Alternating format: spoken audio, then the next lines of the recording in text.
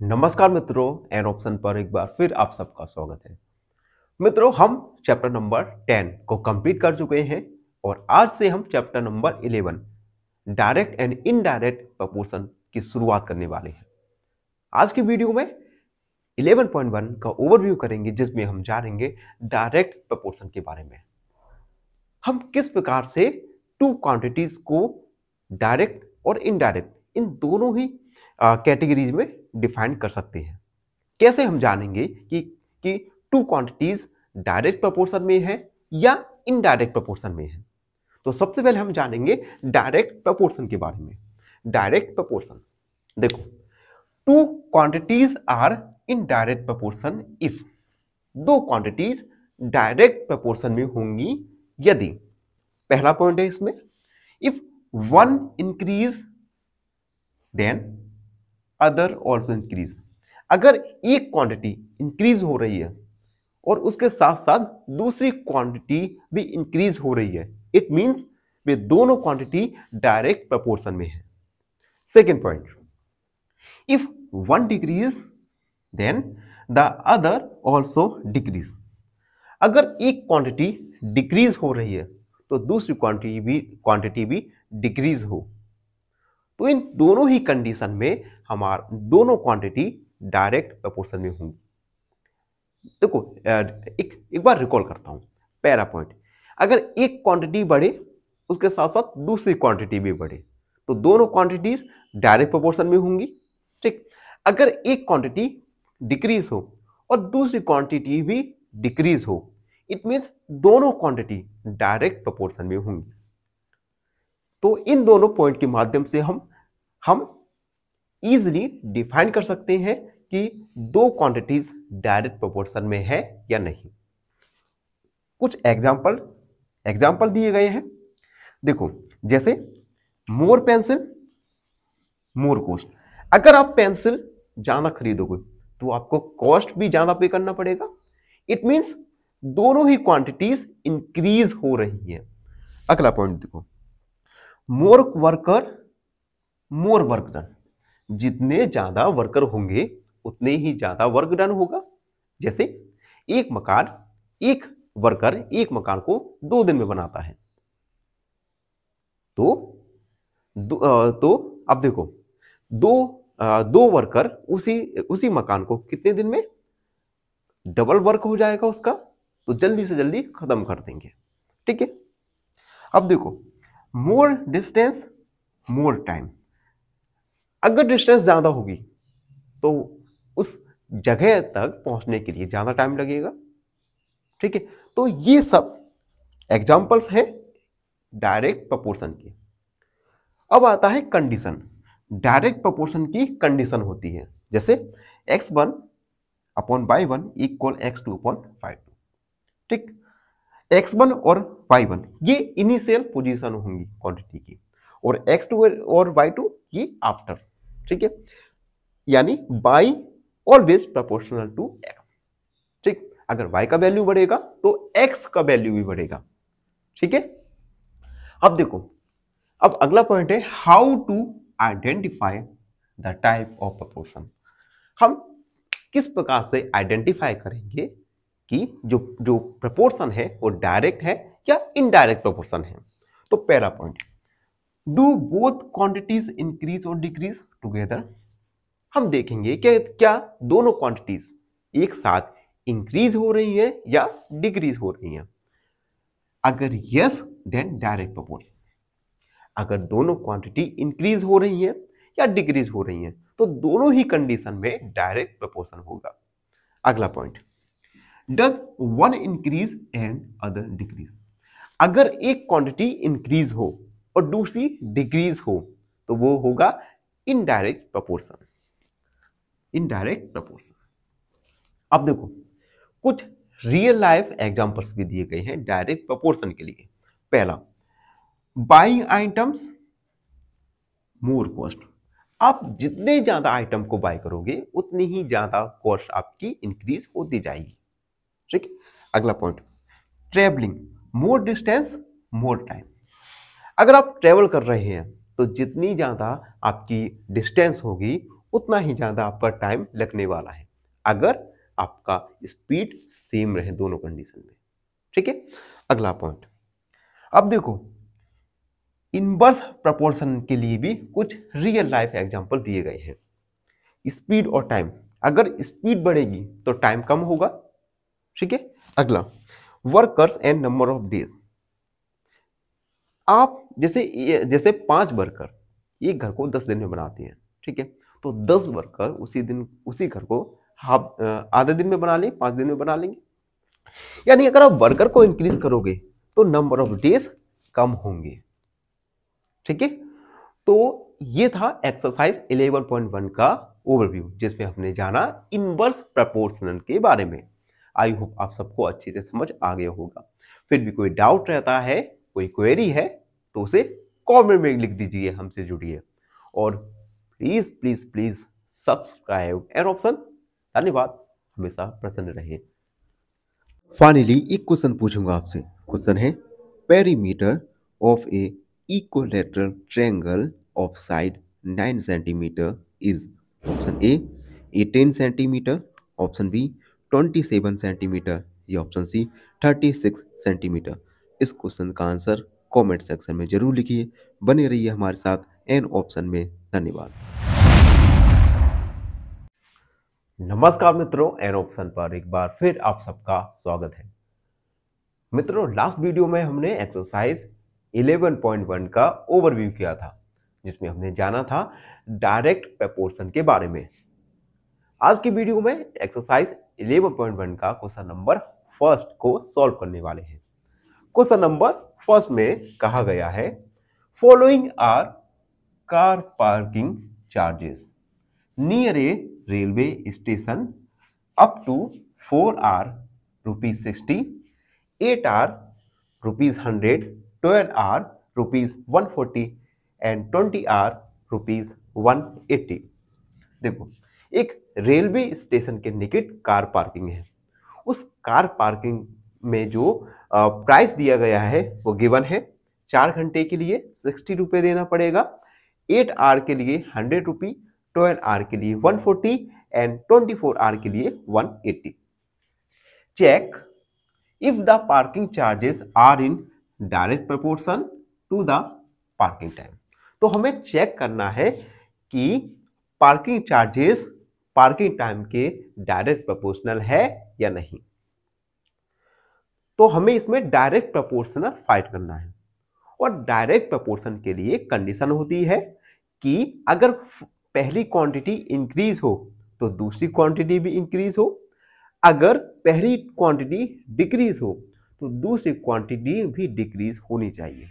तो हम इसमें चेक करने वाले हैं कि क्या यह डायरेक्ट प्रोपोर्शन में है या नहीं। तो हम सॉल्व करेंगे। सबसे पहले हम एक टेबल के फॉर्म में लिखेंगे। We write in table. एक टेबल बनाएंगे जिसमें पार्किंग चार्ज और पार्किंग टाइम दिया जाएगा। यहां लिखेंगे हम पार्किंग टाइम, ये हमारे आवर्स में है, और पार्किंग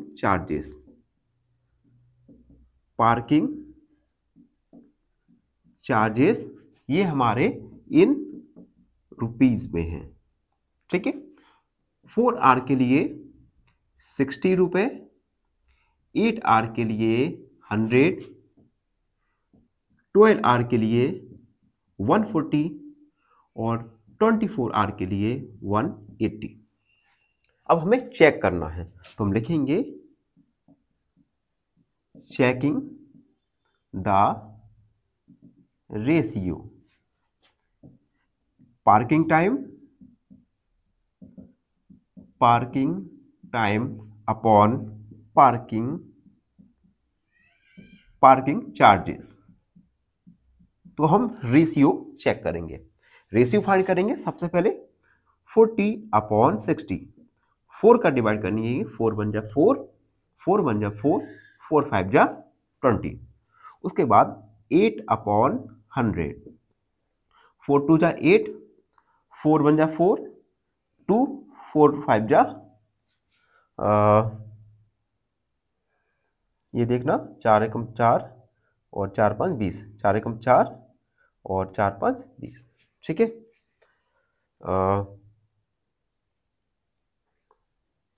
ये सॉरी ये 4 दूनी 8 होगा, 4 5 20। उसके बाद 12/140, 4 तिये 12 और 4 तिये 12, 4 5 30, 24/180। सबसे पहले 6 का डिवाइड करेंगे, 6 चौक 24, 6 तिये 18, 2 का डिवाइड 2 दूनी 4 और ये 15। अब आप देख सकते हैं जो रेशियो आया है पार्किंग टाइम और पार्किंग चार्जेस का, ये रेशियो सेम नहीं है। तो हम लिखेंगे since the ratio of parking time and parking charges is not same, hence parking charges, parking time and parking charges is not in direct proportion, direct proportion. जो हमने ratio निकाला था ये रेशियो सेम नहीं था। इट मींस पार्किंग टाइम और parking charges ये दोनों ही डायरेक्ट प्रपोर्शन में नहीं है। तो हमने चेक किया कि जो गिवन हमें फिगर दिए गए थे ये फिगर्स डायरेक्ट प्रपोर्शन में नहीं है। तो ये था क्वेश्चन नंबर फर्स्ट का सॉल्यूशन। आई होप आप सबको अच्छी से समझ आ गया होगा। और फिर भी कोई डाउट रहता है, कोई क्वेरी है तो उसे कमेंट में लिख दीजिए, हमसे जुड़िए और प्लीज सब्सक्राइब एन ऑप्शन। धन्यवाद, हमेशा प्रसन्न रहें। फाइनली एक क्वेश्चन पूछूंगा आपसे। क्वेश्चन है if a side of a square is doubled its area becomes option A same, option B half या ऑप्शन सी 4 टाइम्स। इस क्वेश्चन का आंसर कमेंट सेक्शन में जरूर लिखिए। बने रहिए हमारे साथ एन ऑप्शन में। धन्यवाद। नमस्कार, राम राम। एन ऑप्शन पर एक बार फिर आप सबका स्वागत है। और अरे भिंड और मोरेना वालों, कम से कम तुम लोग तो यार चैनल को सब्सक्राइब कर ही दो है, चैनल को अपने दोस्तों के साथ शेयर कर ही दो, जिससे हमारा चैनल अपना चैनल ग्रो हो जाए। तो एक काम तो आप भिंड मुरैना वालों को करने ही है, ठीक है। बाकी आज हम एक्सरसाइज 11.1 का क्वेश्चन नंबर 2 जो कि काफी इंटरेस्टिंग क्वेश्चन होने वाला है को सॉल्व करने वाले हैं। Question 2, a mixture of paint is prepared by mixing 1 part of red pigments with 8 part of base। देखो हम क्या कर रहे हैं, एक पेंट को प्रिपेयर कर रहे हैं। इस पेंट को प्रिपेयर करने के लिए हम 1 part ऑफ रेड पिगमेंट को 8 part ऑफ बेस के साथ मिक्स कर रहे हैं। In the following table find the parts of base that need to be added. हमें टेबल में फाइंड करना है कि कितने पार्ट्स ऑफ बेस को हम पार्ट्स ऑफ रेड पिगमेंट के साथ ऐड कर रहे हैं, ठीक है। तो हम 1 by 1 करके इस पूरी टेबल में वैल्यूज को फाइंड करने वाले हैं। तो सबसे पहले हम लिखेंगे गिवन हमें क्या दिया गया है, 1 part of red pigments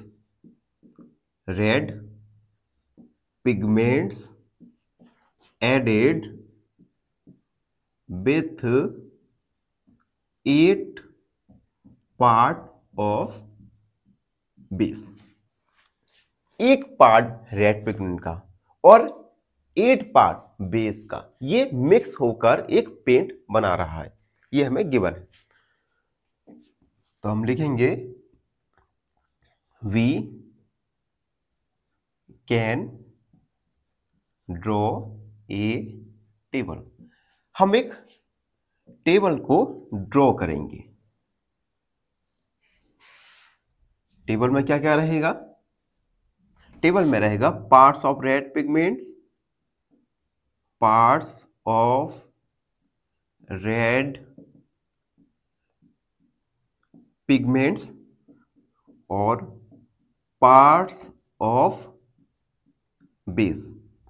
red pigment में 1, 8, उसके बाद 4, 7, 12 और 20। तो फर्स्ट वाला ये तो फिल ही है बॉक्स, हम सेकंड वाले से फिल करेंगे। सेकंड वाले में पार्ट्स ऑफ रेड पिगमेंट्स हमें गिवन है, तो हम लिखेंगे parts of red pigments equal 4। Let parts of base be x. हमने बेस, पार्ट्स ऑफ बेस को मान लिया हमने x, और हमें इस x का वैल्यू फाइंड करना है। अब यहां पर आप एक बात गौर से देखना कि अगर रेड पिगमेंट्स बढ़ रहा है तो पार्ट्स ऑफ बेस भी बढ़ रहा है। इट मींस दोनों भी क्वांटिटीज बढ़ रही है, इंक्रीज हो रही है। यानी parts of red pigments and parts of base is direct proportional. ये दोनों ही डायरेक्ट प्रोपोर्शनल है। तो हम लिखेंगे since parts of base, parts of red pigments and parts of base are in direct proportional. Direct proportion, ये दोनों ही डायरेक्ट प्रपोर्शन है। तो डायरेक्ट प्रपोर्शन के लिए कंडीशन लिखेंगे हम 1/x इक्वल 1/8/4/x। तो हम 1 क्रॉस मल्टीप्लाई करेंगे, x का मल्टीप्लाई होगा 1 के साथ और 4 का मल्टीप्लाई होगा 8 के साथ। x इक्वल 8 4 जा 32, यानी हमें 32 पार्ट्स ऑफ बेस की रिक्वायरमेंट रहेगी। तो हम लिखेंगे hence we need 32 parts of base. तो यहां पे x का वैल्यू आ गया 32। तो हमने फर्स्ट वाला कंप्लीट कर लिया, सेकंड वाला। ठीक है, अब थर्ड वाले के लिए देखेंगे। थर्ड देखो, थर्ड में क्या है? पार्ट्स ऑफ रेड पिगमेंट्स हमें गिवन है 7, हमें फाइंड करना है पार्ट्स ऑफ बेस। तो हम लिखेंगे parts of red pigments equal, ये हमारा 7 है, let parts of base be x. हमने पार्ट्स ऑफ बेस मान लिया x, और इस x का वैल्यू हमें फाइंड करना है। अब आप देख सकते हैं यहां पर भी पार्ट्स ऑफ रेड पिगमेंट्स और पार्ट्स ऑफ बेस ये दोनों ही डायरेक्ट प्रोपोर्शनल में है। तो हम लिखेंगे since part of red pigments and part of base are in direct proportional. Direct proportional. अब अगर ये दोनों ही क्वांटिटीज डायरेक्ट प्रोपोर्शनल में है तो हम कंडीशन लगाएंगे। कंडीशन हो जाएगा 4/32 इक्वल 7/x। यहां से हम क्रॉस मल्टीप्लिकेशन करेंगे, तो 4 का x के साथ करेंगे 32 मल्टीप्लाई 7, 4 को डिवाइड में ले जाएंगे अपॉन 4, 8 बार 4 8 जा 32, x इक्वल 8 मल्टीप्लाई 7, x का वैल्यू 56 56। तो हम लिख देंगे hence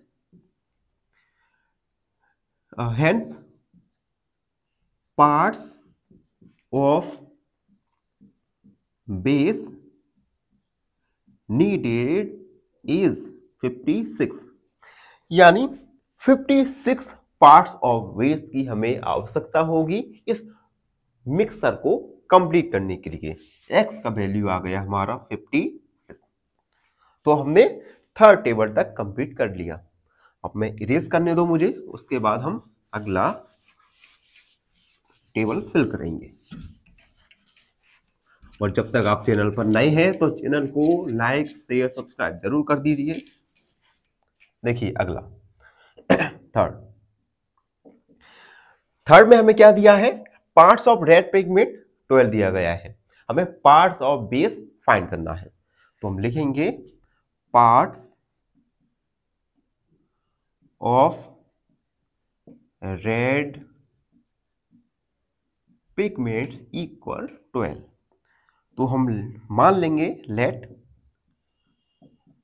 parts of base be x.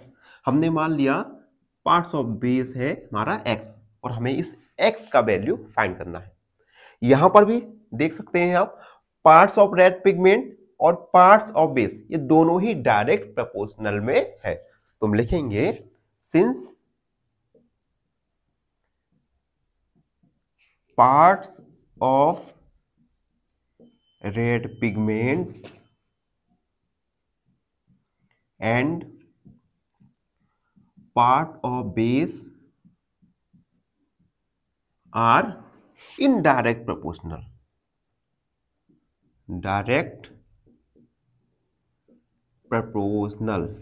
then हम कंडीशन लगाएंगे दोनों की, 7/56 इक्वल 12/x, क्रॉस मल्टीप्लाई करेंगे तो 7x इक्वल 56 मल्टीप्लाई 12, 7 का डिवाइड कर देंगे तो x equal 56 multiply 12/7, 7 56, x equal 8 multiply 12, x का वैल्यू 8 दूनी 16, 8 एकम 8 और 1 9, 96, x का वैल्यू आ गया हमारा 96।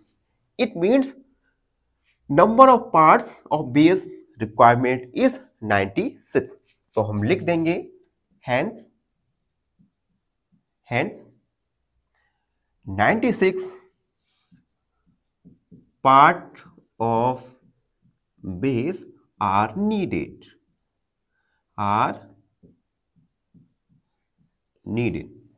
x का वैल्यू हमने 96 फाइंड कर लिया। अगर 12 पार्ट्स हम रेड पिगमेंट का और 96 पार्ट हम बेस का मिक्स करें तो हमारा जो पेंट है ये कंप्लीट बन जाएगा। अब अगला फोर्थ, चलिए फोर्थ वाला है जिसमें हमें रेड पिगमेंट्स दिया गया है 20, हमें पार्ट्स ऑफ बेस फाइंड करना है। तो हम लिखेंगे part of red pigments equal 20, let part of base be x। हम पार्ट ऑफ बेस मान लेंगे हम x, और इस x का वैल्यू हमें फाइंड करना है। ये दोनों ही डायरेक्ट प्रोपोर्शनल में है, तो हम लिखेंगे since part of red pigments and part of base are in direct proportion, then 12/96 equal 20/x। Cross multiply करेंगे तो 12x इक्वल 20/96। 12 का डिवाइड 96/12, तो 12 8 जा 96, 8 बार x 20/8, x का वैल्यू हो जाएगा 8 दूनी 16, 160 पार्ट ऑफ बेस। तो ये हमारा x का वैल्यू 160 आ जाएगा। हम लिख देंगे hence 160 part of base are needed. यानी अगर हमारे पास 20 रेड पिगमेंट के पार्ट्स हैं और 160 पार्ट्स ऑफ बेस है, हम इन दोनों को मिक्स करें तो हमारा पेंट प्रिपेयर हो जाएगा। तो इसी के साथ क्वेश्चन नंबर 2 कंप्लीट हुआ। आई होप आप सबको अच्छे से समझ आ गया होगा। फिर भी कोई डाउट है, कोई क्वेरी है तो उसे कमेंट में लिख दीजिए, हमसे जुड़िए। और प्लीज भिंड मोरैना वालों हमारे चैनल को सब्सक्राइब करना ना भूलें। धन्यवाद, हमेशा प्रसन्न रहिए। फाइनली एक क्वेश्चन पूछूंगा आपसे। क्वेश्चन है unit of perimeter is option A metre square, option B metre या ऑप्शन सी लेंथ। इस क्वेश्चन का आंसर कमेंट सेक्शन में जरूर लिखिए। बने रहिए हमारे साथ एन ऑप्शन में। धन्यवाद। नमस्कार, राम राम। एन ऑप्शन पर एक बार फिर आप सबका स्वागत है। आज हम एक्सरसाइज 11.1 का क्वेश्चन नंबर 3 को सॉल्व करने वाले हैं। क्वेश्चन नंबर 3 का डायरेक्ट रिलेशन है क्वेश्चन नंबर 2 से। क्वेश्चन नंबर 2 जिसमें हमने एक टेबल को फिल किया था, जिसमें पार्ट्स ऑफ रेड पिगमेंट और पार्ट्स ऑफ बेस को मिलाकर हमने एक पेंट को प्रिपेयर किया था। तो क्वेश्चन 3 में कहा गया है in question 2 above, if 1 parts of red pigments required 70 ml of base, how much red pigment we mix with 800 ml of base। देखो क्वेश्चन 2 का तो मैंने आपको बता ही दिया। अब क्वेश्चन 3 में क्या कहा गया है कि अगर 1 पार्ट ऑफ रेड पिगमेंट के लिए 75 ml ऑफ बेस की रिक्वायरमेंट है, then how much red pigment should be mix. तो हम कितना रेड पिगमेंट मिक्स करें विथ 1800 ml ऑफ बेस। हम 1800 ml ऑफ बेस के साथ कितना रेड पिगमेंट्स को मिक्स करें, ये हमें फाइंड करना है। तो हम लिखेंगे given 1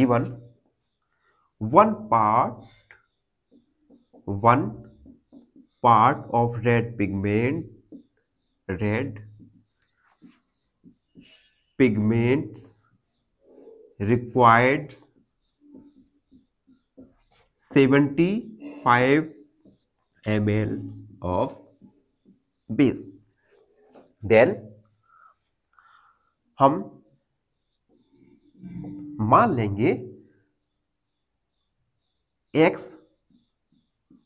part of red pigments requires 800 ml of base. हमने मान लिया कि x part of red pigments के लिए 800 ml ऑफ बेस की रिक्वायरमेंट होती है। यानी हमने रेड पिगमेंट को हमने x मान लिया। Then our table looks like, हमारा टेबल किस प्रकार दिखाई देगा। एक टेबल बनाएंगे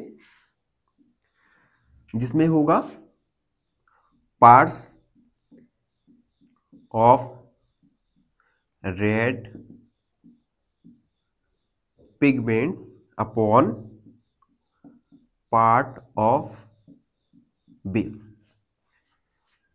1 पार्ट रेड पिगमेंट का तो 75 बेस का, अगर रेड पिगमेंट का x पार्ट तो बेस का 100। ठीक है, अब आप इन दोनों ही क्वांटिटीज में देख सकते हो, दोनों क्वांटिटीज बढ़ रही हैं।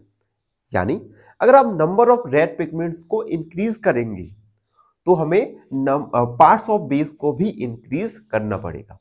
दोनों क्वांटिटी इंक्रीज हो रही है, इट मींस ये दोनों क्वांटिटीज डायरेक्ट प्रोपोर्शनल में है। तो हम लिखेंगे since part of red pigments and part of base are in direct proportional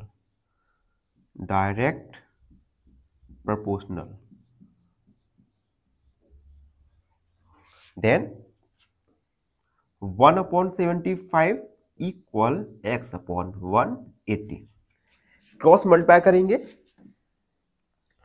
तो हमारा 75 का x के साथ होगा और 1 का मल्टीप्लाई 180 के साथ। 75 का डिवाइड कर देंगे 75। ठीक है, चलो डिवाइड करते हैं। सबसे पहले 75 मल्टीप्लाई 2 का डिवाइड करते हैं रफ में। 5 दूनी 10 और 7 दूनी 14 और 1 15, नहीं जाएगा डिवाइड। 3 का 75 मल्टीप्लाई 15 7 21, नहीं जा रहा। चलो 5 का डिवाइड करते हैं। 5 एकम 5 6 7 5 25, 5 3 15 16 17 18, ये हो जाएगा और 5 का 30, 15 दूनी 30। x का वैल्यू 1 मल्टीप्लाई 2, x का वैल्यू आ गया हमारा 2। It means parts of red pigments required होंगे 2। तो हम लिखेंगे hands parts of red pigments, part of red pigments needed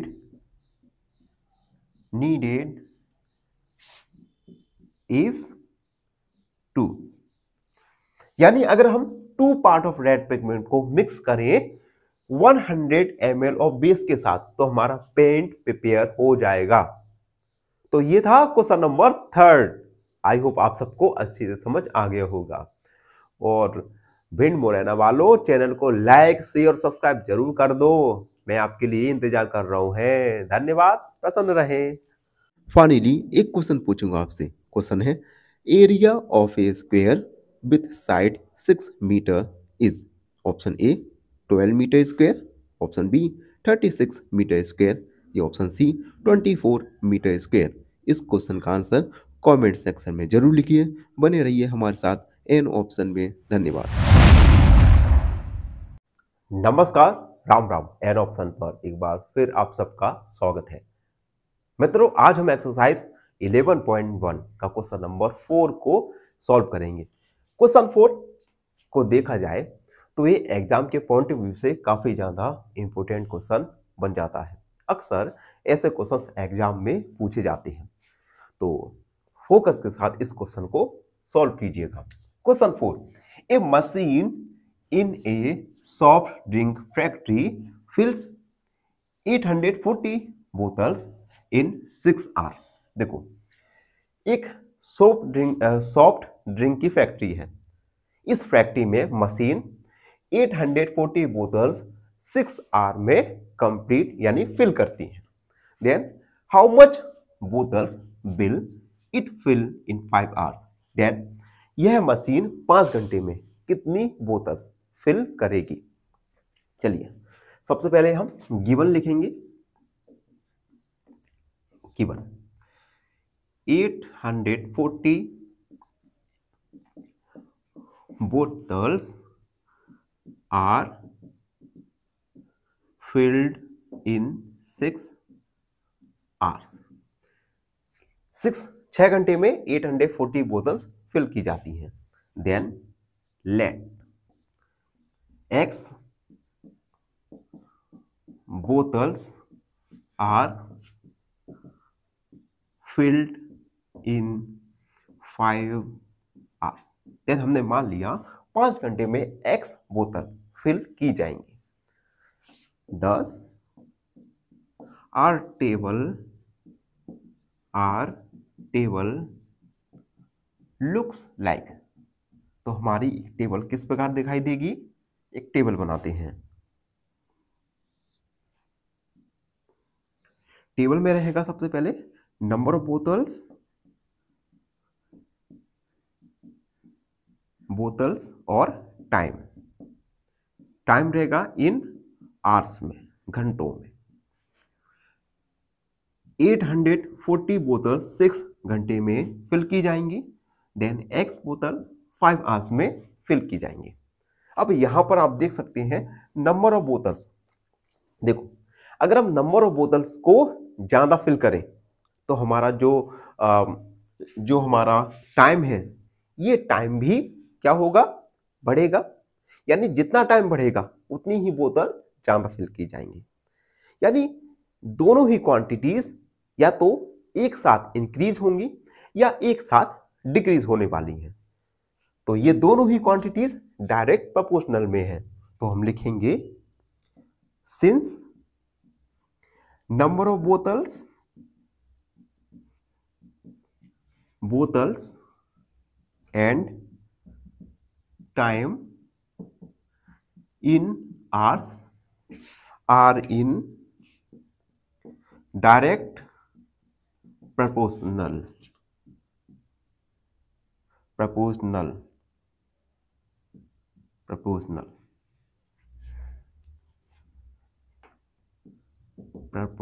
ये दोनों ही डायरेक्ट प्रोपोर्शनल में है। Then 840/6 equal x/5। यहां से हम क्रॉस मल्टीप्लाई करेंगे और वैल्यूज को फाइंड करेंगे। देखो, यानी 6 का मल्टीप्लाई x के साथ होगा और 5 का मल्टीप्लाई 840 के साथ होगा। मल्टीप्लाई 5, यहां से x का वैल्यू निकालेंगे 6 का डिवाइड 6 कम 6 6 चौक 24। x इक्वल 140 मल्टीप्लाई 5 का मल्टीप्लाई कर देंगे 5 चौक 20 5 चौक 5 6 7। x का वैल्यू आ गया 700। इट मीन्स 5 आवर में 700 बोतल्स फिल की जाएंगी। तो हम लिखेंगे hence 700 bottles are filled in 5 hours. 5 hour में 700 बोतल्स फिल की जाएंगी। तो ये था क्वेश्चन नंबर 4। आई होप आप सबको अच्छे से समझ आ गया होगा। और फिर भी कोई डाउट रहता है, कोई क्वेरी है, तो उसे कमेंट में लिख दीजिए, हमसे जुड़िए। और भिन्न मुरैना वालों, प्लीज सब्सक्राइब एन ऑप्शन। धन्यवाद, हमेशा प्रसन्न रहे। फाइनली एक क्वेश्चन पूछूंगा आपसे। क्वेश्चन है perimeter of a rectangle is option A 2l + b, option B l × b या ऑप्शन सी l + b। इस क्वेश्चन का आंसर कमेंट सेक्शन में जरूर लिखिए। बने रहिए हमारे साथ एन ऑप्शन में। धन्यवाद। नमस्कार, राम राम। एन ऑप्शन पर एक बार फिर आप सबका स्वागत है। मित्रों, आज हम एक्सरसाइज 11.1 का क्वेश्चन नंबर 5 सॉल्व करने वाले हैं। क्वेश्चन 5 है a photograph of A bacteria enlarge 50,000 times attain a length 5 centimeter as shown in diagram। इस क्वेश्चन के लिए एक डायग्राम भी दिया है, तो डायग्राम आप बुक में देख सकते हैं। अब देखो, एक बैक्टीरिया का फोटोग्राफ इलाज होता है 50,000 टाइम्स, जिससे बैक्टीरिया का जो लेंथ है ये 5 सेंटीमीटर अटेन हो जाता है, जैसा कि डायग्राम में बताया गया है। What is the actual length of bacteria? तो हमें बैक्टीरिया की एक्चुअल यानी वास्तविक लंबाई फाइंड करना है। उसके बाद if the photograph is enlarged 20,000 times, अगर फोटोग्राफ को 20,000 टाइम्स इनलार्ज किया जाता है, what would be it's enlarge length, तो उस बैक्टीरिया की इनलार्ज लेंथ क्या होगी। बेसिकली इस क्वेश्चन में हमें दो सब क्वेश्चन पूछे गए हैं। पहले वाले में हमें बैक्टीरिया की एक्चुअल लेंथ फाइंड करना है और दूसरे वाले में हमें फाइंड करना है इनलार्ज लेंथ को। तो एक एक करके इस क्वेश्चन को सॉल्व करने वाले हैं। सबसे पहले हम लिखेंगे given length of bacteria, length of bacteria is 5 centimeter. If photograph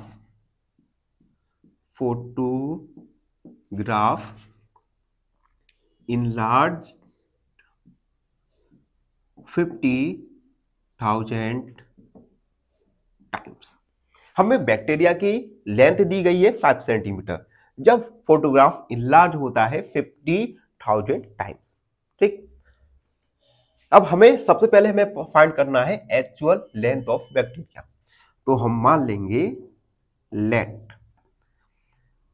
x is the actual length of bacteria. हमने मान लिया बैक्टीरिया की एक्चुअल लेंथ है x, ठीक है। तो अब देखो, सिंस जो बैक्टीरिया है ये इनलार्ज हो रहा है 50,000 times to 5 centimetre, since bacteria enlarge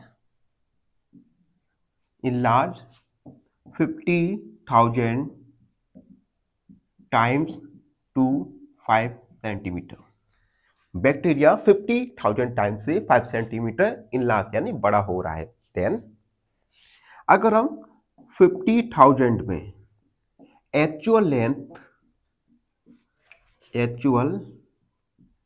length का मल्टीप्लाई करें तो हमें 5 सेंटीमीटर फाइंड हो जाएगा।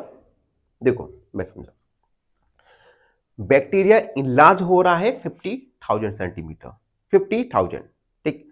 तो अगर हम 50,000 में एक्चुअल लेंथ का मल्टीप्लाई करें तभी तो ये हमें फाइनल लेंथ पता चलेगी। तो देखो अब हम वैल्यू पुट करेंगे, 50,000 एक्चुअल लेंथ हमने x माना 5 सेंटीमीटर, यहां से हम x का वैल्यू फाइंड करेंगे 50,000, 5 × 5,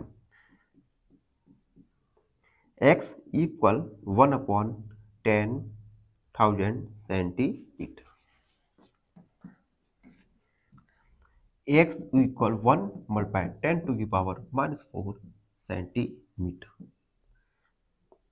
यानी बैक्टीरिया की एक्चुअल लेंथ फाइंड हुआ 1 multiply 10 to the power -4 centimetre. तो हम लिखेंगे hence actual length of bacteria is 1 multiply 10 to the power -4 centimetre. तो हमने क्वेश्चन 5 का फर्स्ट पार्ट सॉल्व कर लिया जिसमें हमें बैक्टीरिया की एक्चुअल लेंथ फाइंड करना था, जो आया 1 multiply 10 to the power -4 centimetre. I hope आपको पार्ट 1 समझ आ गया होगा। अब हमें फाइंड करना है क्वेश्चन का अगला पार्ट। जब तक मैं इरेज कर रहा हूं तब तक चैनल को लाइक शेयर और सब्सक्राइब जरूर करते रहिए, और भिन्न बनाना वालों आपको तो सब्सक्राइब करना ही पड़ेगा। चलो अब देखो second part. Now finding enlarge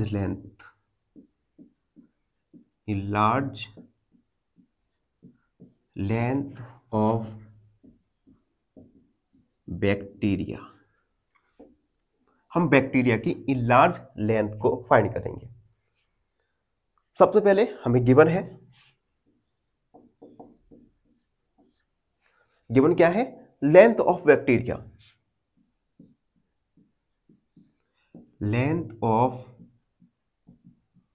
bacteria 5 centimetre if bacteria enlarge या photograph enlarge, if photograph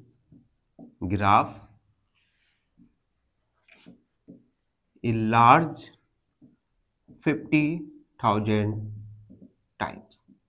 ठीक है, अगर फोटोग्राफ 50,000 टाइम्स इन लार्ज होता है तब बैक्टीरिया का लेंथ है 5 सेंटीमीटर। उसके बाद हम मान लेंगे let x is the length of bacteria if photograph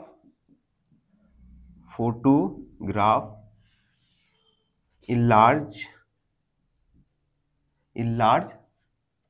कितना enlarge हो रहा है हमारा 20,000 सेंटीमीटर, 20,000 टाइम्स। ठीक, तो हमें फाइंड करना है कि अगर फोटोग्राफ 20,000 टाइम्स इनलार्ज होता है तो बैक्टीरिया का लेंथ क्या होगा। तो हमने बैक्टीरिया का लेंथ x मान लिया, तो हमारी टेबल से बन जाएगी,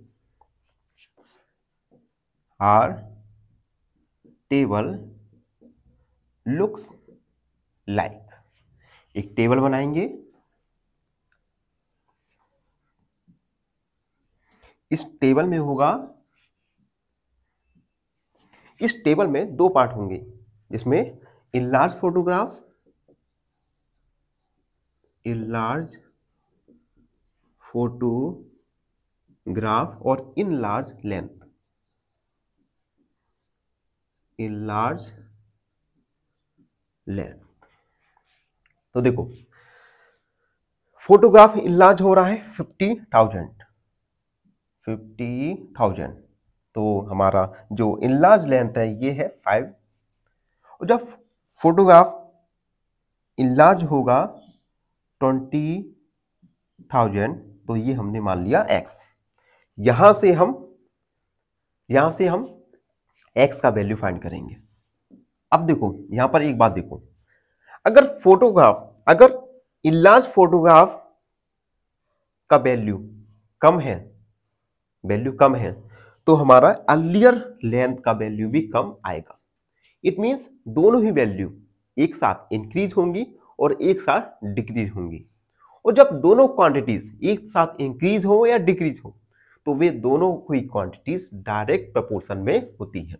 तो हम लिखेंगे since in large photograph and in large length are in direct proportional, then 50,000 upon 5 equal 20,000 upon x। यहां से हम x का वैल्यू फाइंड करेंगे। तो 50,000 का x के साथ मल्टीप्लाई होगा, 50,000 x इक्वल 20,000 मल्टीप्लाई 5। यहां से हम x का वैल्यू फाइंड करेंगे। 1 2 3 0 से 0 कट गया, 5 बन जा 5, यानी x का वैल्यू आया 2/1, यानी x का वैल्यू 2/2 सेंटीमीटर।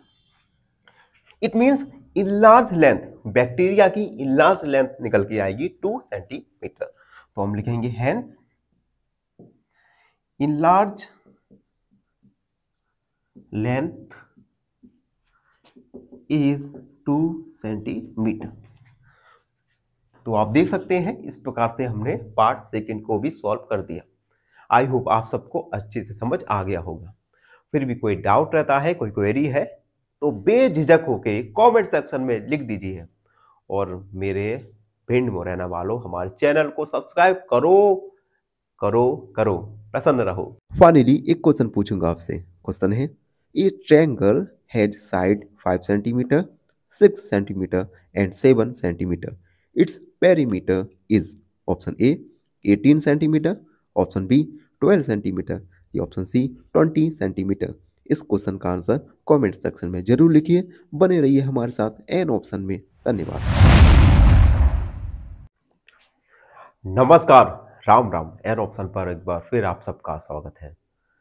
वीडियो शुरू करने से पहले भिंड मुरैना वालों से लेकर आऊँगा, ओ भैया हो, थोड़ा सब्सक्राइबर कर दो, सब्सक्राइब बढ़ा दो हमारे, है हम तुम्हारे लिए काम कर रहे हैं भैया, है तो थोड़ा सा भिंड मुरैना वालों सब्सक्राइब करो चैनल को।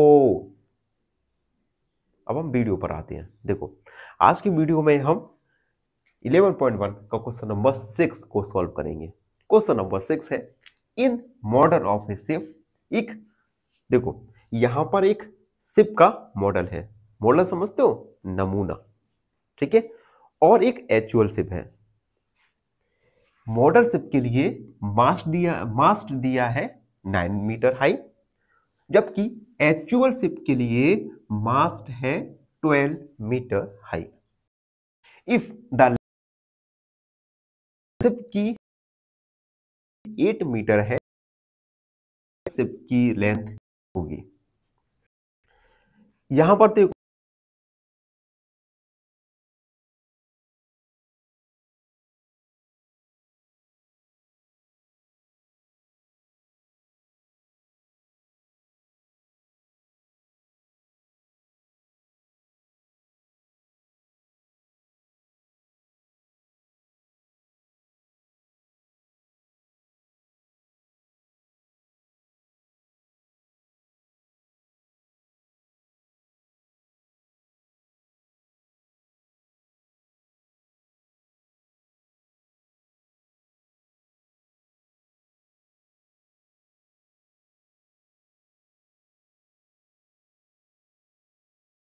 कितना दिया गया है, 9 metre.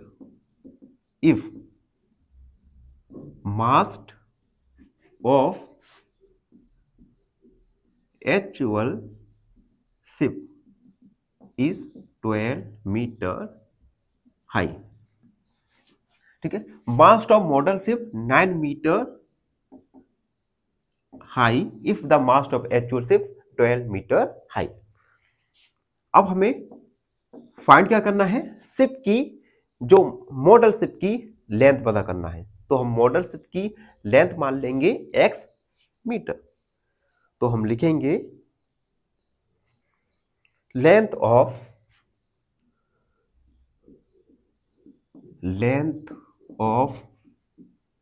Model ship be x meter if actual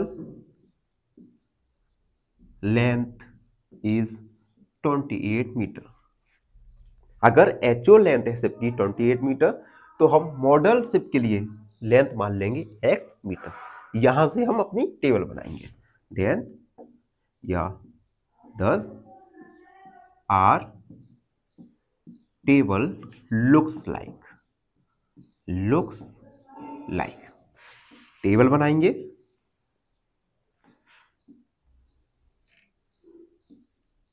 table में लिखेंगे length of model ship, length of model ship और length of actual ship. Model ship के लिए मास दिया था 9, एक्चुअल के लिए दिया था हमें 12। मॉडल शिप के लिए हमें लेंथ फाइंड करना है, तो हमने लेंथ लिख दी, और एक्चुअल लेंथ हमें गिवन है 28। अब यहां पर आप देख सकते हैं लेंथ ऑफ मॉडल शिप और लेंथ ऑफ एक्चुअल शिप, ये दोनों ही क्या हो रहे हैं, एक साथ इंक्रीज हो रहे हैं। It means both are in direct proportion. तो हम लिखेंगे since length of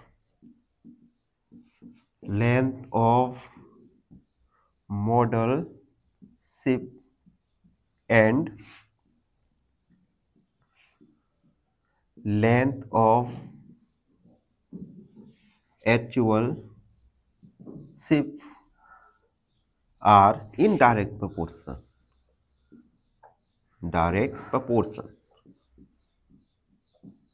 Proportional. Then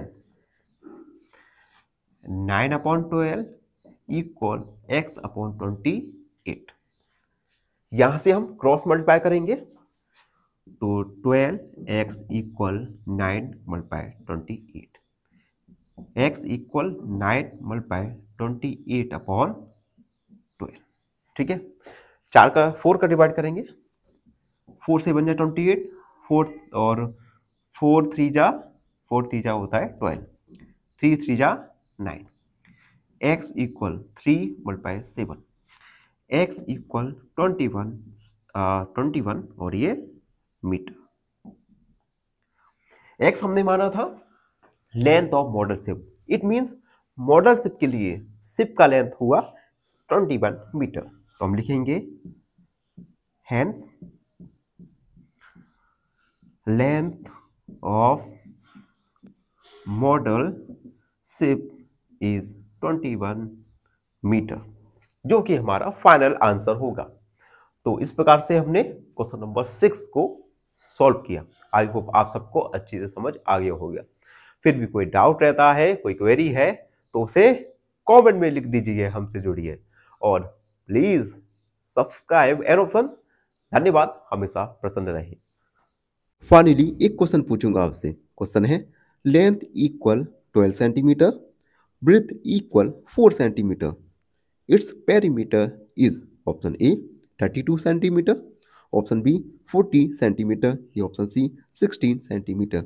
इस क्वेश्चन का आंसर कमेंट सेक्शन में जरूर लिखिए। बने रहिए हमारे साथ एन ऑप्शन में। धन्यवाद। नमस्कार, राम राम। एन ऑप्शन पर एक बार फिर आप सबका स्वागत है।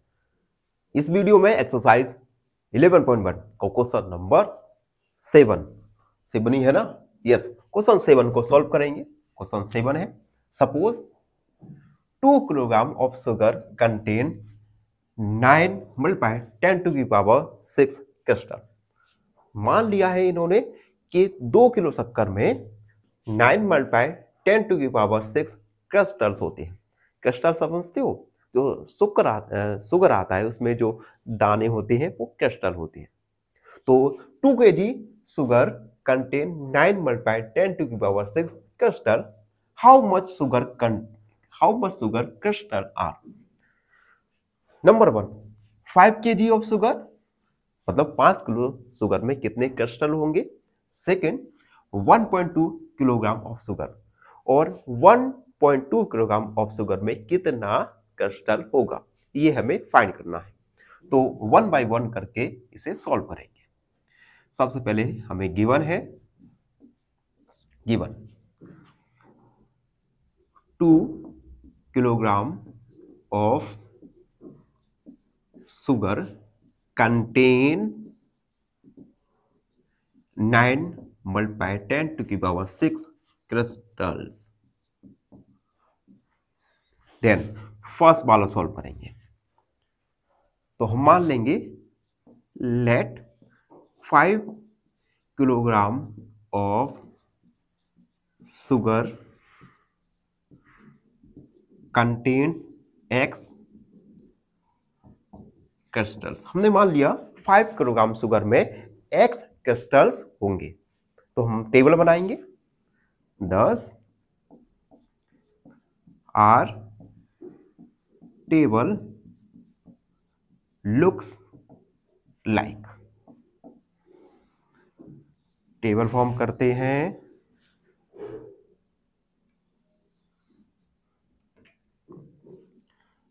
टेबल में हम लिखेंगे क्वांटिटी इन किलोग्राम और क्रिस्टल।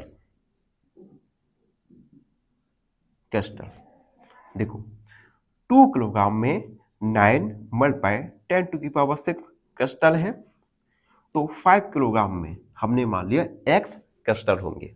अब यहाँ पर आप देख सकते हो, अगर क्वांटिटी हम बढ़ाएंगे तो नंबर ऑफ क्रिस्टल्स, तो क्रिस्टल की संख्या भी इंक्रीज होगी, यानी दोनों क्वांटिटीज एक साथ इंक्रीज हो रही है। और जब दोनों ही क्वांटिटीज एक साथ इंक्रीज हो या डिक्रीज हो, तो वे दोनों क्वांटिटीज डायरेक्ट प्रोपोर्शनल में होती हैं। तो हम लिखेंगे since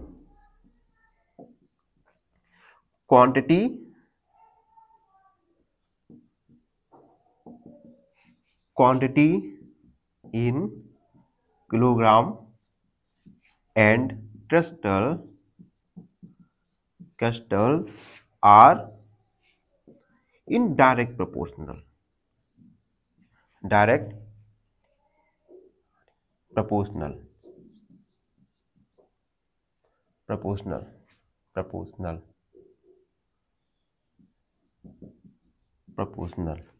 then 2 multiply 9 10⁶ multiply 5/x।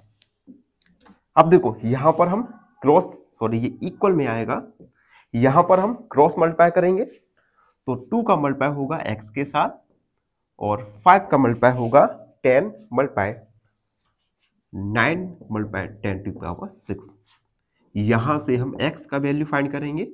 9 5 जा होता है हमारा 45 मल्टीप्लाई 10⁶, x 45/2 मल्टीप्लाई 10⁶, 2 का डिवाइड 2 2 जा 4, 2 2 जा 4, 2 5 जा 10 10⁶, x इक्वल। अब हम इसे स्टैंडर्ड फॉर्म में लिखेंगे और स्टैंडर्ड फॉर्म में 1 डिजिट के बाद पॉइंट होता है, तो 2.25। अब देखो अगर हमने 1 जो पॉइंट है 1 डिजिट बाद हमने किया तो यहां पर हम 10 का मल्टीप्लाई करेंगे, मल्टीप्लाई 10⁶। इसे हम 1 भी लिख सकते हैं, 2.25 multiply 10⁶ plus 1, x equal 2.25 multiply 10⁻⁻⁴ crystal. It means 5 kg of sugar में क्रिस्टल होंगे 2.25 मल्टीप्लाई 10⁻⁷। तो हम लिखेंगे hence 5 kilogram of sugar contains 2.25 multiply 10⁻⁷ crystals। 5 kilogram में 2.25 मल्टीप्लाई 10⁻⁷ क्रिस्टल होंगे। तो ये था पार्ट 1 जिसमें हमने फाइंड किया कि 5 किलोग्राम ऑफ शुगर में कितना क्रिस्टल होगा। अब हम सेकेंड पार्ट को सॉल्व करेंगे जिसमें हमें फाइंड करना है कि 1.2 किलोग्राम ऑफ शुगर में कितना क्रिस्टल कंटेन होगा। तो ये क्वेश्चन हम सॉल्व करने वाले हैं। जब तक आप हमारे चैनल को सब्सक्राइब जरूर कर दें। चलिए सेकेंड वाला, तो हम कुछ देर के लिए मान लेंगे कि 1.2 किलोग्राम ऑफ शुगर में x क्रिस्टल होंगे। तो हम लिखेंगे let 1.2 kilogram of sugar contains x crystals, then thus our table looks like। तो हम अपनी टेबल बनाएंगे।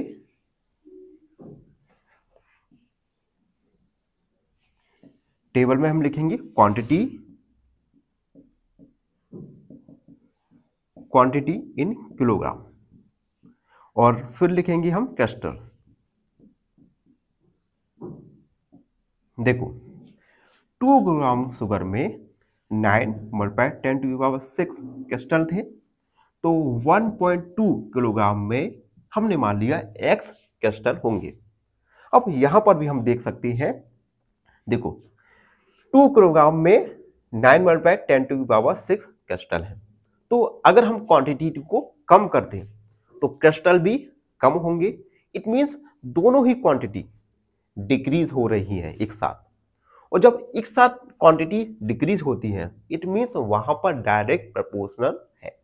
तो हम लिखेंगे since quantity in kilogram and crystals are in direct proportion।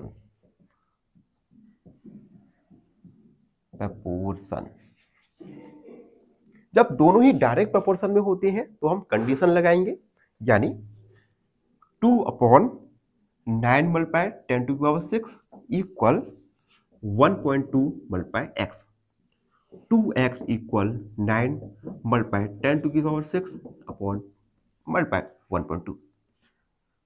अब यहां पर हम क्या करेंगे, 2x इक्वल 9 का मल्टीप्लाई करेंगे 12 के साथ, तो 9 दूनी 18, 9 कम 9, 9 और 1 10, 10.8 10⁶ x इक्वल 10.8 अपॉन 2 मल्टीप्लाई 10⁶, 2 का डिवाइड 5.4 मल्टीप्लाई 10⁶ क्रिस्टल्स। ये पहले से ही स्टैंडर्ड फॉर्म में है, तो हमारा फाइनल आंसर आएगा 5.4 multiply 10⁶ crystal. It means 1.2 kilogram sugar में 5.4 मल्टीप्लाई 10⁶ क्रिस्टल होंगे। तो हम लिखेंगे hence 1.2 kilogram of sugar contains 5.4 multiply 10⁶ crystals, जो कि हमारा फाइनल आंसर होगा। तो आप देख सकते हैं हमने क्वेश्चन नंबर 6 को कितनी सरलता के साथ सॉल्व कर लिया। आई होप आपको भी अच्छे से समझ आ गया होगा, और फिर भी कोई डाउट रहता है, कोई क्वेरी है, तो उसे कमेंट में लिख दीजिए, हमसे जुड़िए। और हाँ, चैनल को सब्सक्राइब करना ना भूलें, पसंद रहे।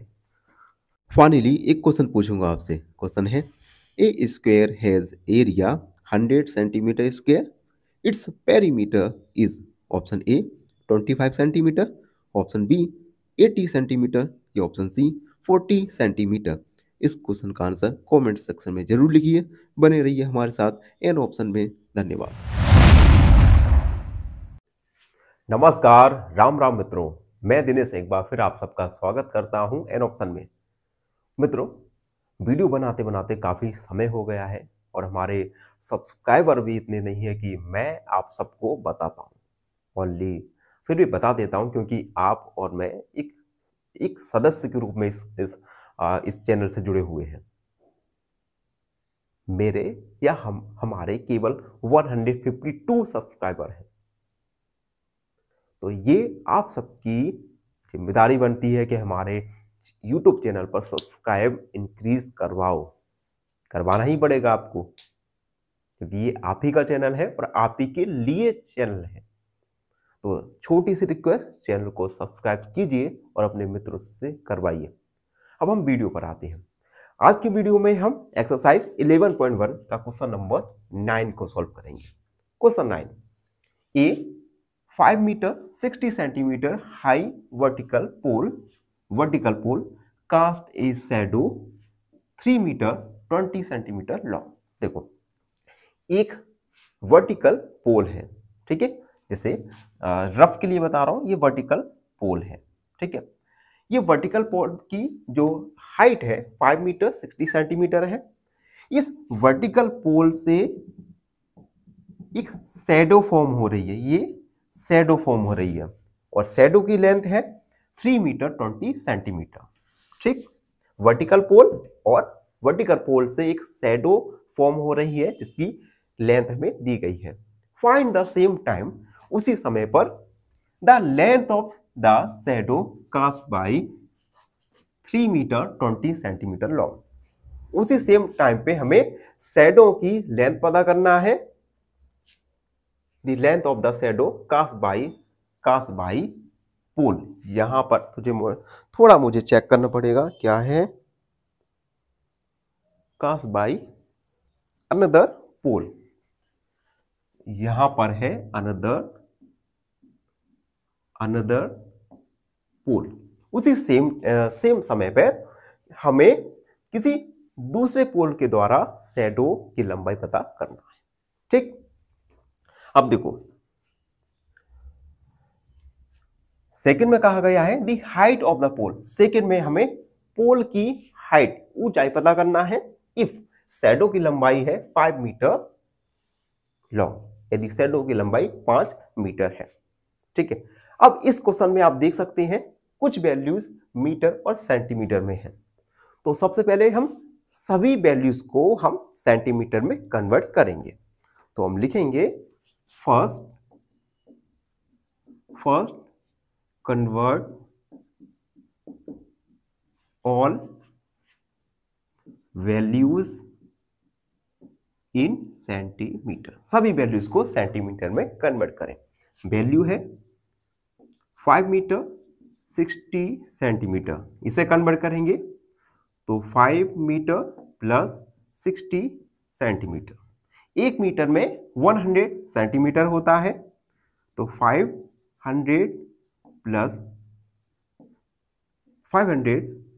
प्लस 60 सेंटीमीटर, यानी 560 सेंटीमीटर। अगला वैल्यू 3 मीटर 20 सेंटीमीटर, तो हम 3 मीटर प्लस 20 सेंटीमीटर लिख सकते हैं। 1 मीटर में 100 सेंटीमीटर, यानी 300 सेंटीमीटर प्लस 20 सेंटीमीटर ऐड करेंगे तो 320 सेंटीमीटर। अगला है, अगला कहां पर है, यस यहां पर 5, यहां पर एक वैल्यू चेंज करना है मुझे। यहां पर है हमारा 10 मीटर 50 सेंटीमीटर, 10 मीटर 50 सेंटीमीटर। तो 10 मीटर 50 सेंटीमीटर, इसे हम 10 मीटर प्लस 50 सेंटीमीटर लिख सकते हैं। 1 मीटर में 100 सेंटीमीटर प्लस 50, यानी 1050 सेंटीमीटर। ठीक, तो हमने ये सभी वैल्यूज को चेंज कर दी। एक वैल्यू और बची है, इसे हम यहां करते हैं 5 मीटर, यानी 500 सेंटीमीटर।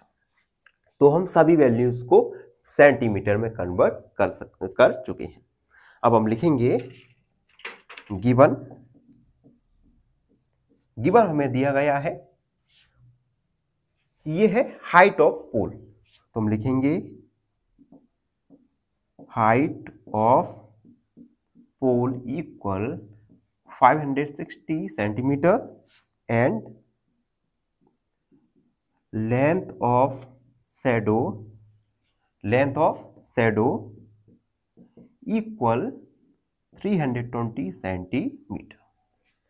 हमने सारी वैल्यू सेंटीमीटर में कन्वर्ट की है, तो हम सभी वैल्यू सेंटीमीटर में ही लिखेंगे।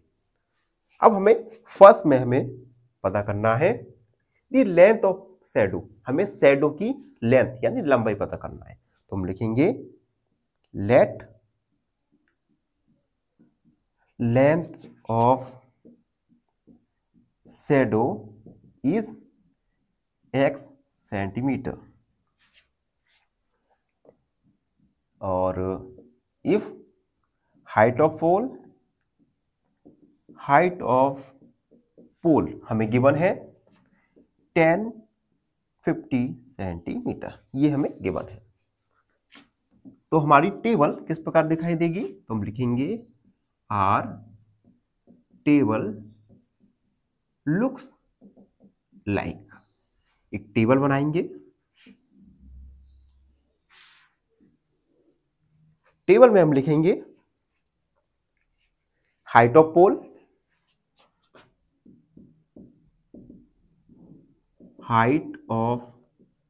पोल, और लेंथ ऑफ शैडो। ठीक है, तो देखो height of pole 560, length of shadow 320, और अगर शैडो की लेंथ x है, शैडो की लेंथ x है, तो हाइट ऑफ पोल 150। ठीक है, हमने टेबल फॉर्म कर लिया। अब जितनी ज्यादा पोल की लेंथ होगी, हाइट होगी, उतनी ही ज्यादा हमारी शैडो की लेंथ होगी, यानी दोनों ही क्वांटिटी इंक्रीज हो रही है। और जब दोनों क्वांटिटी इंक्रीज होती है तब डायरेक्ट प्रपोर्शन होता है। तो हम लिखेंगे since height of pole and length of shadow are in direct proportion, then 560 upon 320 equal 1050 upon x। ठीक है, अब देखो, अब हम क्या करेंगे, क्रॉस मल्टीप्लाई करेंगे। 560x इक्वल 50 मल्टीप्लाई 320, यहां से हम x का वैल्यू फाइंड करेंगे। थोड़ा पोज लेते हैं वीडियो में।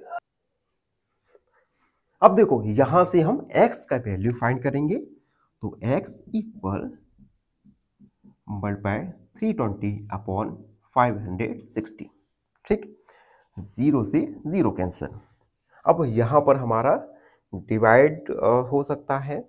सबसे पहले 8 8 चौक 32, 8 पंच 40, 8 छीं 48, 8 7 56।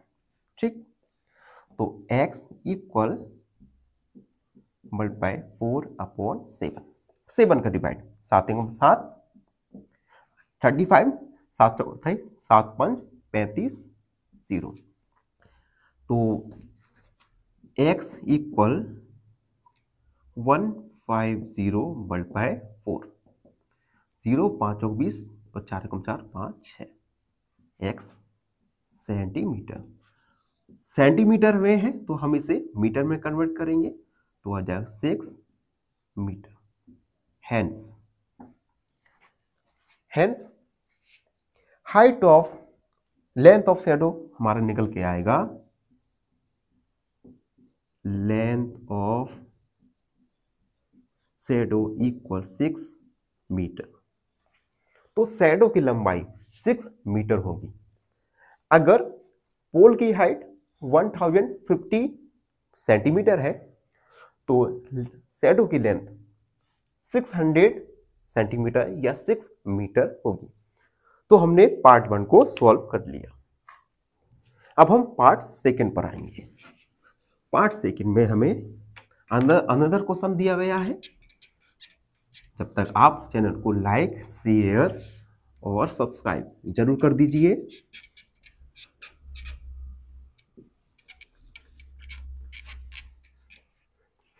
देखो second part, the height of pole, जिसमें हमें पोल की हाइट पता करना है। शैडो की हाइट, शैडो की लेंथ हमें गिवन है, तो हम लिखेंगे given height of pole equal 560 centimetre. If pole की height 560 centimetre, then length of shadow equal 320 centimetre. ठीक है, अब यहां पे हमें पोल की हाइट पता करना है, तो हम लिखेंगे let height of pole equal x centimetre and length of shadow equal 500 centimetre. ठीक है, हमें पोल की ऊंचाई पता करना है, तो हम टेबल बनाएंगे। Our table looks like, table form करते हैं जिसमें हम लिखेंगे height of pole, height of pole upon length of shadow, length of shadow. Height of pole ये हमें गिवन है 560 एंड 320। हाइट ऑफ पोल हमें पता करना है यानी x, शैडो की लेंथ 500 सेंटीमीटर। ठीक, ये दोनों ही डायरेक्ट प्रोपोर्शन में है तो हम इसे लिख सकते हैं 560 upon 320 equal x upon 500, cross multiply 320 multiply 560 multiply 500 upon cross multiply 320x equal 560 multiply 500, x equal 560 multiply 500 upon 320। ठीक है, यहां पर हम सॉल्व करेंगे इक्वेशन को 0 से 0। उसके बाद 7 4 का डिवाइड, चरवट 32 और 4 एकम 4, 4 चौक 16 0। उसके बाद 4 का डिवाइड जा सकता है 4 दूनी 8, 4 ती 12, 4 5 20। ठीक, और ये जाएगा 25। x इक्वल 35 मल्टीप्लाई 25, दोनों का मल्टीप्लाई करते हैं 35 मल्टीप्लाई 25, 5 25, 5 ती 15, 16 17, 10 3 दूनी 6 और 1 7, 5 7 8, यानी 875 सेंटीमीटर x का वैल्यू आ गया हमारा। ठीक है, इसे हम चाहें तो मीटर में कन्वर्ट कर सकते हैं, तो और करके x का वैल्यू आ जाएगा 8 मीटर 75 सेंटीमीटर, यानी पोल की लंबाई, पोल की ऊंचाई 8 मीटर 75 सेंटीमीटर आएगी। तो इस प्रकार से क्वेश्चन नंबर 9 को हमने सॉल्व किया। आई होप आप सबको अच्छे से समझ आ गया होगा। फिर भी कोई डाउट है, कोई क्वेरी है तो उसे कमेंट में लिखना ना भूलें। हमसे जुड़े, चैनल को सब्सक्राइब करें। धन्यवाद, हमेशा प्रसन्न रहें। फाइनली एक क्वेश्चन पूछूंगा आपसे। क्वेश्चन है, if length equal breadth the shape is, option A square, option B circle या ऑप्शन सी ट्रायंगल।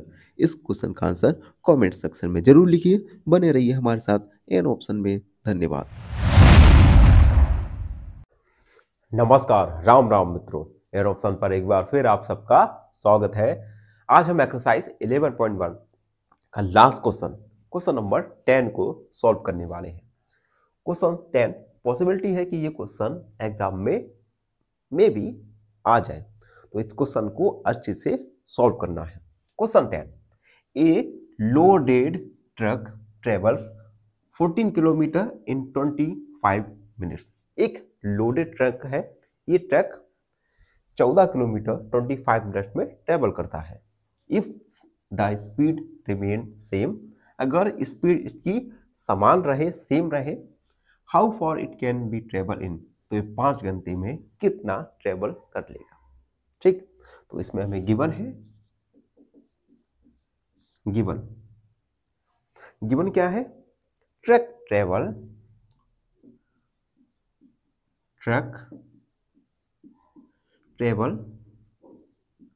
14 किलोमीटर इन 25 मिनट्स।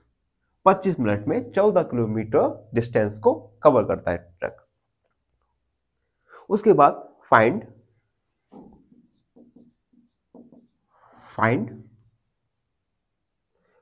हमें पता करना है how far how far it can travel in 5 hours. तो हमें बताना है कि 5 घंटे में ये ट्रक कितना ट्रेवल करेगा। ठीक, अब देखो यहां पे हम मान लेंगे कि ट्रक 5 घंटे में x किलोमीटर ट्रेवल करेगा। तो हम लिखेंगे let truck travel x kilometre in 5 hours. हमने मान लिया कि 5 घंटे में ट्रक x किलोमीटर ट्रेवल करेगा। अब यहां पर देखो ये 5 आवर्स दिए गए हैं, तो सबसे पहले हम 5 घंटों को मिनट में कन्वर्ट करेंगे। तो हम लिखेंगे कन्वर्टिंग 5 आवर्स इनटू मिनट्स। तो 1 आवर में 60 मिनट होता है, तो 5 आवर में 5 मल्टीप्लाई 60 इक्वल 300 मिनट्स होंगे, यानी 5 घंटे में 300 मिनट होंगे। तो हम टेबल बनाएंगे। तो हम लिखेंगे आर टेबल लुक्स लाइक।